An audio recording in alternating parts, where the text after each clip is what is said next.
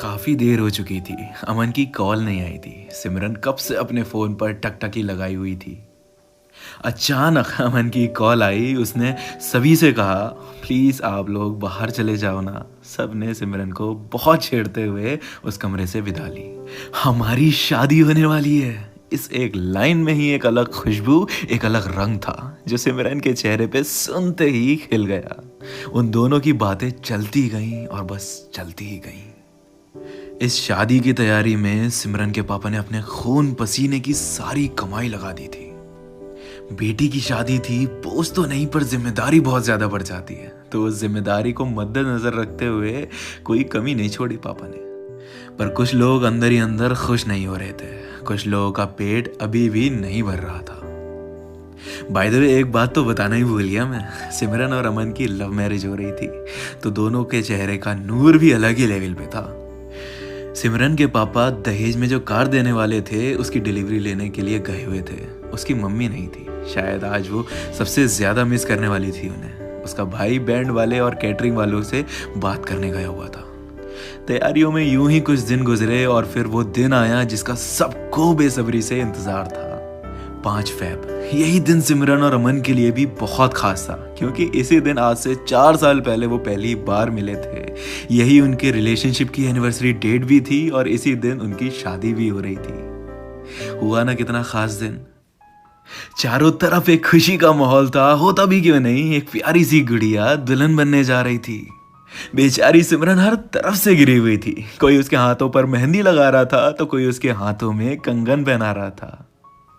जो लड़की बचपन में गुड्डे गुड़ियों के साथ शादी शादी खेला करती, आज वो खुद अपनी शादी के लिए तैयार हो रही थी। हर लड़की का सपना होता है अपने आप को दुल्हन के रूप में देखना, किसी की दुल्हन बनना। मतलब एक अलग ही एक्साइटमेंट होती है। बाकी दिन कैसी भी दिखे, लेकिन इस दिन दुनिया की सबसे खूबसूरत लड़की दिखना चाहती है हर लड़की। बस उसी खूबसूरती की तैयारियां चल रही थी और खूब जोर शोर से हमारी सिमरन को सजाया संवारा जा रहा था। लड़की वाले अपनी तैयारियों में लगे हुए थे और उधर लड़के वाले अपनी तैयारियां कर रहे थे।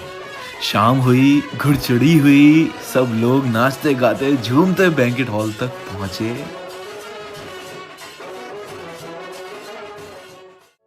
इधर सिमरन भी रूम में जोर शोर से तैयार हो रही थी, क्योंकि अमन उससे पहले से देखना चाहता था, तो सिमरन अपनी एक फोटो क्लिक कर रही थी। उसकी बेस्ट फ्रेंड ने तुरंत उसके हाथ से फोन खींच लिया और कहा, इतनी भी क्या जल्दी है जीजू को, थोड़ा तो तड़पने दो। वक्त बीता, सारे मेहमान आ चुके थे। लड़के वाले भी पहुंच गए। सिमरन के पापा और भाई ने उनका वेलकम किया। अमन अपने सिंहासन पे जा बैठा और इंतजार करने लगा। इतने में डीजे वाले बाबू ने गाना बजाया। बहारों फूल बरसाओ, मेरा महबूब आया है, मेरा महबूब आया है। बेहद खूबसूरत साड़ी में सिमरन पलके झुकाए आहिस्ता आहिस्ता आगे चल के आ रही थी। ये मंजर देख के अमन की आंखें खुशी से नम हो गई। ये सपना सिर्फ लड़कियों का नहीं बल्कि लड़कों का भी होता है, खुद को दूल्हे के रूप में देखना और उसी का दूल्हा जिससे वो प्यार करते हैं। सिमरन अपने सिंहासन जा पहुंची। फिर कुछ देर बाद दोनों ने एक दूसरे को मालाएं पहनाई। सारे मेहमानों ने फोटोज क्लिक कराए। वो रात धूमधाम से दोनों की शादी हुई, बिना किसी कमी के, बिना किसी परेशानी के। यही कुछ दिन बीते, तभी एक दिन अमन के पापा सिमरन के पास आए और बोलते हैं कि बिजनेस के लिए उन्हें 1.5 लाख रुपयों की ज़रूरत है, तो तुम अपने पापा से कहो पैसे लेकर आज शाम तक आ जाएं। सिमरन ने अमन से बात करी, लेकिन उसने भी कहा हाँ मंगवाओ। सिमरन को समझ नहीं आ रहा था कि वो क्या करे, क्योंकि उसे पता था उसके पापा ने शादी में अपना सब कुछ लगा दिया था। अब उनके पास सिवाय गुजारे के कुछ नहीं था। लेकिन बढ़ते दबाव में उसको हार के कहना पड़ा, और कहने के बाद उसके पापा ने इधर उधर से उधार लेकर 1.5 लाख रुपए जोड़े और देकर चले गए। कुछ दिन और बीते। इस बार 3 लाख की डिमांड करी घर वालों ने अमन के। सिमरन पे दबाव और ज्यादा बढ़ने लगा। इवन इस बात के पीछे कई बार अमन ने उस पे हाथ भी उठाया और इस पिटाई में अमन के घर वाले भी उसको सपोर्ट करते। आरती सिमरन कई बार सोचती कि पुलिस कंप्लेंट कर दूं, लेकिन अमन और उसकी फैमिली की बदनामी नहीं करवाना चाहती थी सोसाइटी में, इसलिए वो मार भी सहती। अमन की मम्मी ने सिमरन के गहने भी देखने के बहाने अपने पास रख लिए थे। बचे कुचे गहनों को बेच के उसने 3 लाख रुपयों का इंतजाम किया।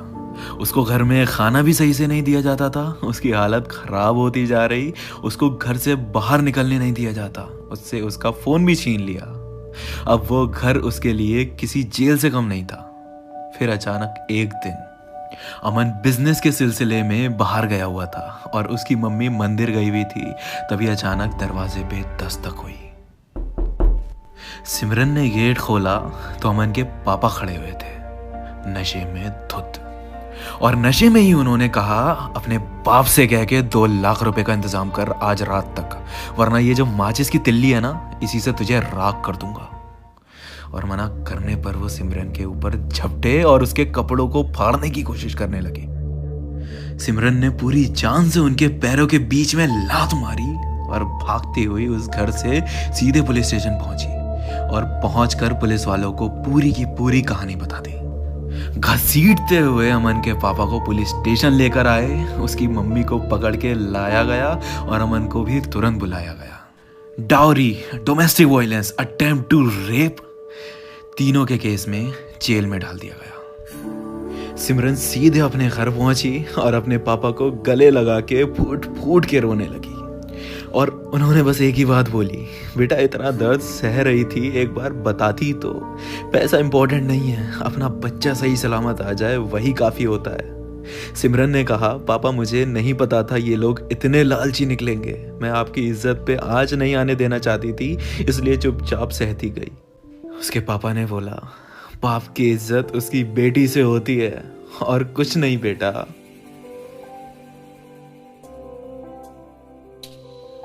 दहेज मांगना भी गलत है और दहेज देना भी।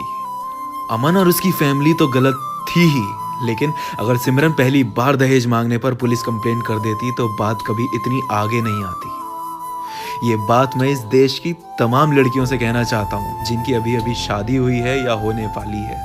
अगर आपके साथ ये चीज हो रही है तो प्लीज दहेज दे के इसको सपोर्ट मत करो, इसके अगेंस्ट खड़े हो।